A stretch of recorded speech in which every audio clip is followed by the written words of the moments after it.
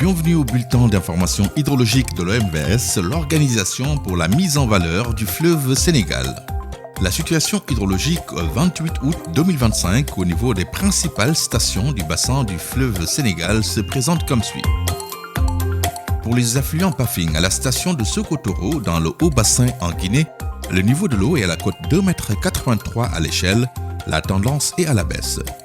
Pour l'affluent Bafing à la station de Manantali en amont du barrage au Mali, le niveau de l'eau dans la retenue est à la cote 204 m 2 IGN, la tendance est à la hausse. Pour l'affluent Bakoy à la station de Walia, le niveau de l'eau est à la cote 4,83 m à l'échelle, la tendance est à la baisse.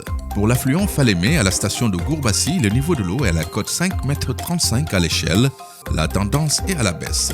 Pour ce qui est des stations sur le fleuve Sénégal, à Caille, le niveau de l'eau est à la cote 5,44 m à l'échelle, la tendance est à la baisse. À Bakel, le niveau de l'eau est à la cote 9,78 m à l'échelle, le niveau est stable.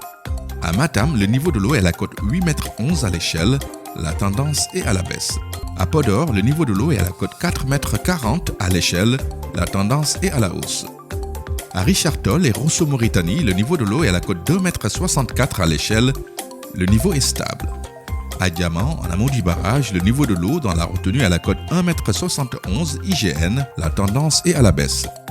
À Saint-Louis, le niveau de l'eau est à la cote 1,13 m à l'échelle, la tendance est à la hausse. En résumé, cette semaine, dans le haut bassin, une baisse des écoulements est observée sur les affluents du Bafing, du Bakoy et de la Falémé. Le remplissage de la retenue de Manantali continue. Dans la vallée et le delta, la tendance des niveaux d'eau est à la hausse avec l'atteinte de la cote d'alerte à la station de Matam. Le niveau de la retenue du barrage de Diama baisse progressivement. À la semaine prochaine pour un nouveau bulletin.